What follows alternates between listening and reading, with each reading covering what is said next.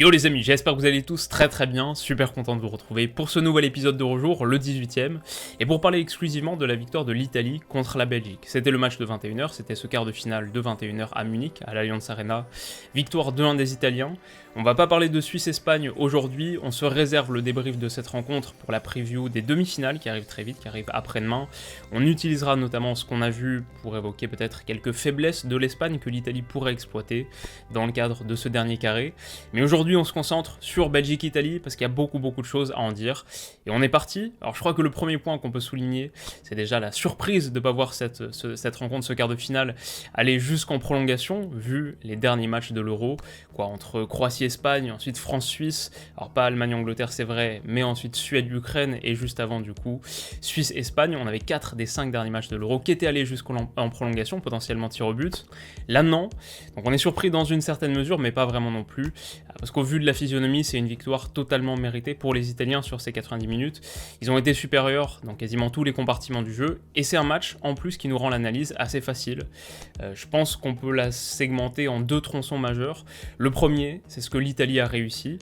Le deuxième, c'est ce que la Belgique a raté, ou ce dont la Belgique a manqué pour accéder vraiment au dernier carré de cet Euro. Alors, le premier point sur l'Italie, je pense que ce que je soulignerai d'abord, c'est vraiment la défense en avançant. Alors ça a fait partie de son identité tout au long du tournoi, on n'est pas vraiment surpris de le voir nouveau ici, mais toujours très agressive sur le porteur et toujours très efficace, que ce soit sur son pressing à la perte qui lui offre le premier but du match, efficacité maximale, ou sur des phases de pression plus classiques, pas nécessairement toujours sur du contre-pressing. Ça a été admirable parce que ça a été efficace, mais aussi parce que ça a duré jusqu'à la fin. Généralement dans les dernières minutes d'un quart de finale d'Euro, dans le temps additionnel, on peut s'attendre à voir l'équipe qui mène au score être plutôt en mode défense de sa surface, replier sur son dernier tiers, faire l'essuie-glace. Là même pas, et la réalité c'est que la Belgique n'a pas pu jouer ses derniers centres dans la boîte, ses dernières incursions, parce que l'Italie était haute et agressive jusqu'au bout. Donc ça m'a vraiment marqué, et je pense que c'est un des points d'analyse majeurs de cette partie, la défense en avançant des Italiens. Toujours très difficile dans ce registre, en plus elle a pu profiter à mon avis des difficultés dans l'animation des Belges pour prendre encore plus de risques, pour se positionner encore plus haut sur le terrain, et quelque part accepter le parti pris d'être, si jamais elle se retrouvait percée, bon il y avait un petit peu plus de danger, mais comme c'était si rarement le cas, ça a très bien fonctionné, cette défense en avançant, c'est le premier point. Le deuxième, pour cette Italie, je dirais de top performance individuelle, vraiment marquante, déjà les 2 buteurs, Barella, qui réussit peut-être son meilleur match de la compétition, quelques jours après avoir fait son moins bon contre l'Autriche, ça souligne son état d'esprit conquérant, son but est exceptionnel d'ailleurs, comme celui d'Insigne, et ça c'est la deuxième performance individuelle majeure que je mettrai en lumière, celle d'Insigne, qui a bien rebondi après une prestation décevante contre l'Autriche, lui aussi. Et on peut parler des matchs de Verratti, de Spinazzola, de Chiesa, de Jorginho, du secteur défensif dans son ensemble même, Donnarumma décisif par exemple. Les individus au niveau de la performance collective, au niveau de l'ambition collective de cette formation, les individus au top, le collectif au top, très abouti dans ce qu'il veut faire. Je pense que c'est l'équipe du tournoi qui réussit le mieux à combiner ces deux choses. C'est peut-être la seule qui le combine à ce niveau de performance, avec le Danemark je dirais, c'est les deux qui sont dans ce cadre-là. On a d'autres formations qui sont assez ambitieuses collectivement comme l'Espagne, mais dont les individualités déçoivent, pas toutes et pas tout le temps, mais peut grosso modo faire cette schématisation. L'Angleterre c'est peut-être l'inverse, collectivement c'est assez peu ambitieux, par contre on a des individus qui sont capables de transcender la partie, alors même si on l'a pas trop vu pour l'instant, théoriquement c'est le cas. Voilà, l'Italie fait ces 2 choses très bien, l'Italie a ces 2 choses très bien, et ça la positionne forcément comme un énorme cadre de ce tournoi. Bon maintenant elle accède au dernier carré, et elle est en très belle position pour aller au bout de son rêve. Voilà, l'Italie a les 2, et ça se voit, c'est la manière dont je conclurai cette section sur l'Italie. Maintenant la Belgique, qu'est-ce qu'il a manqué à la Belgique ? Beaucoup de choses, c'est encore plus long sans doute. Premier point qu'on peut souligner, c'est sans ballon, très désorganisé, un petit peu à l'image de l'équipe de France contre la Suisse finalement, les joueurs avancés en grand manque de synchronicité dans leurs déplacements, ce qui pour Verratti et Barella dans leur dos a été une aubaine absolue, tellement de moments où la première ligne de pression était facilement battue et ressemblait en réalité pas vraiment à une ligne, c'était plutôt une somme d'individus, il n'y avait pas vraiment de structure. Une illustration parmi d'autres, c'est sur le plus, comme sur le premier but de Barella par exemple, voilà, une défense du dernier tiers, un dernier rempart très nettement sous-optimal, ça faisait partie de nos inquiétudes quand on voyait ce trio, mais là il était beaucoup moins efficace que contre le Portugal, et voilà, il a contribué à la faillite assez globale, je pense, on peut dire, sur tous ces éléments, la faillite de la Belgique, sur son approche sans ballon. Le problème, c'est qu'avec ballon, ça n'a pas été beaucoup mieux non plus, on peut sous-diviser et regarder par exemple d'abord le fait que la Belgique avait pas vraiment de solution face au pressing italien, pas vraiment de solution en tout cas autre que du jeu long à destination de Lukaku qui a été relativement bien connu, peut-être un peu trop isolé aussi pour que ce soit un recours pertinent. C'est dommage, surtout dans une animation à 3 derrière, surtout avec Witsel et Tielemans dans notre jeu, c'est dommage de ne pas avoir plus de circuits travaillés pour résister à la pression, pour s'offrir plus de séquences de contrôle, voire même d'attaque rapide, pas que du contrôle, on peut aussi admettre que la Belgique aurait aimé attaquer vite dans le dos du bloc haut italien, mais ça passe par une phase de relance mieux travaillée, par plus de justesse technique chez les pistons, je pense qu'on peut souligner ça d'abord, mais aussi plus de disponibilité de manière générale, de déplacements complémentaires pour ouvrir les espaces, pour trouver des poches d'espace dans le dos des milieux avancés italiens, un petit peu comme ce que l'Italie a fait dans le dos des milieux avancés belges. On n'a pas eu ça. Donc ça c'était un gros problème.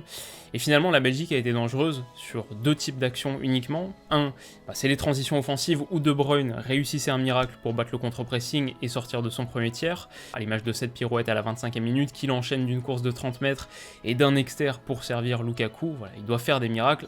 Soit ces miracles-là, c'était une des solutions pour la Belgique, soit d'autres miracles, ceux de Jeremy Doku, qui était l'unique solution vraiment des Belges sur jeu placé, une fois qu'il n'y avait plus possibilité d'attaquer sur attaque rapide, à part Jeremy Doku, pas grand chose, et il fait un sacré match, ça c'est sûr qu'il faut le noter, 13 dribbles tentés pour Doku, 8 réussis, 8 sur 13, c'est immense comme stat. À titre de comparaison, les Italiens, on peut prendre les 16 Italiens qui ont participé à la partie, on les combine ensemble, ils ont totalisé 5 dribbles réussis, à eux 16.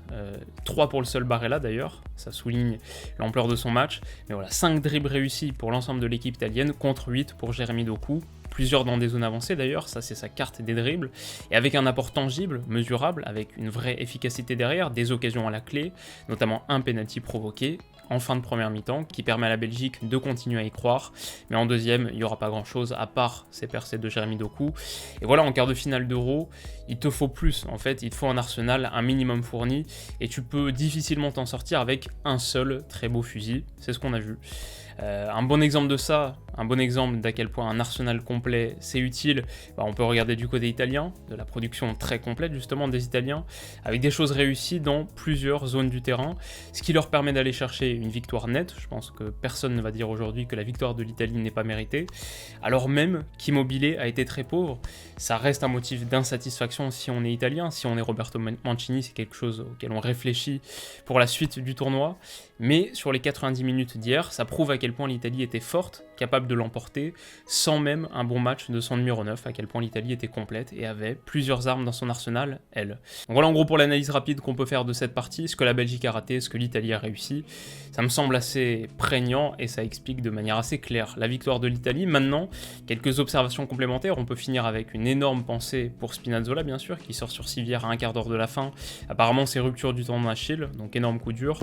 Je pense que le tweet de Christophe Kuchli synthétise plutôt bien la chose, rarement été plus triste de la blessure d'un joueur dont je n'avais pas grand chose à faire il y a un mois qu'avec Spinazzola, il faisait un super tournoi et n'a pas de remplaçant dans le même registre. Voilà, il y a sans doute une tristesse très premier degré qui est forte, quand on le voit fondre en larmes, on est touché parce qu'on se dit qu'il vient de réaliser à quel point cette blessure va le priver du pic de sa carrière. À 28 ans, il faisait sans doute sa meilleure saison, il était sans doute au zénith de sa carrière sur cette saison 2020-2021, qui était déjà pas inintéressante, et a fortiori sur cet Euro bien sûr. Voilà, c'est très incertain qu'on le retrouve aussi haut un jour, et en plus ça le prive du très beau parcours de l'Italie, potentiellement avec une épopée extraordinaire au bout. Il va peut-être quitter le groupe pour se faire soigner, alors qu'il a été un des contributeurs majeurs de cette formation. C'est triste et injuste, et ça nous touche beaucoup, mais même au-delà de cette réaction premier degré, humaine, émotionnelle. Je pense qu'il existe aussi une inquiétude très rationnelle du côté de l'Italie, du côté de Roberto Mancini. Là, il est 4h15 à l'heure où je m'enregistre. Peut-être que Roberto Mancini ne dort pas, lui non plus, parce qu'il réfléchit au fait qu'il va y avoir un grand trou dans l'animation offensive de l'équipe. Il y a déjà ses qualités intrinsèques, et ensuite, sur les zones qu'il occupait, il apportait un peu toute la profondeur et toute la largeur que Verratti, en tant que milieu relayeur gauche à ses côtés, amenait moins.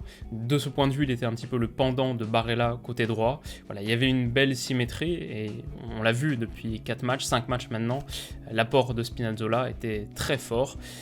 Ça va manquer, et Emerson à sa place, c'est un vrai downgrade. Donc voilà, forcément c'est un gros point. Pour finir maintenant sur la Belgique, ce qu'on peut dire, c'est que c'est une fin de tournoi décevante, forcément, finir en quart de finale, c'est décevant.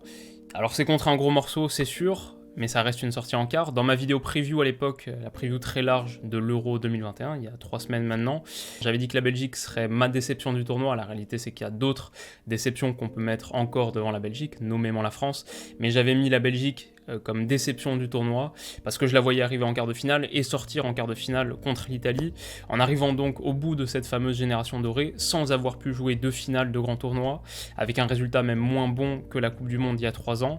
Voilà, c'était un gros morceau, c'est sûr, mais c'est une crainte qui s'est matérialisée, et il va falloir désormais reconstruire pour présenter quelque chose de plus abouti au Qatar dans 1 an et demi. On finit ce cycle sur une déception, et j'ai hâte de voir ce que la suite nous réserve. On l'a vu avec la performance XL de Jérémy Doku, qui a quelque chose de sympa sans doute à construire en Belgique. Il y a des talents qui arrivent, mais voilà, c'est une déception. Je pense que, amis belges, vous me direz ce que vous en pensez en commentaire, mais je pense que pour cette Belgique, terminer sur un quart de finale d'Euro, ça reste somme toute assez décevant, même si un petit peu attendu aussi. Voilà, vous me direz. La note de cette rencontre, j'ai mis 14 sur 20, une top Italie, mais qu'une mi-temps avec des buts, et la Belgique est un petit peu trop pauvre aussi si on accepte les illuminations de Jérémy Doku, quelques gestes spectaculaires de Kevin De Bruyne. Voilà, j'aurais aimé avoir 2 formations, un vrai choc. Il y a les 2 buts de l'Italie qui sont très beaux, les 2 sont magnifiques, mais voilà, 14 sur 20, ça me semble être une note correcte pour un quart de finale qui était fort sympathique. On va dire les choses comme ça. On s'arrête là aussi, comme je vous ai dit, on discutera d'Espagne très vite. Si cette vidéo vous a plu, n'hésitez pas à mettre un petit pouce bleu, ça m'aide beaucoup. Si vous voulez pas rater la prochaine, demain on parlera d'Angleterre-Ukraine et de République tchèque-Danemark que j'attends avec grande impatience. Si vous voulez pas rater ça, abonnez-vous à la chaîne, ça m'aide, c'est une très bonne manière de m'aider, et comme ça vous raterez pas ces vidéos. On se retrouve très vite pour la prochaine. D'ici là, comme d'habitude, passez une très bonne journée, une excellente soirée, prenez soin de vous et bon match. On se dit à bientôt, bisous.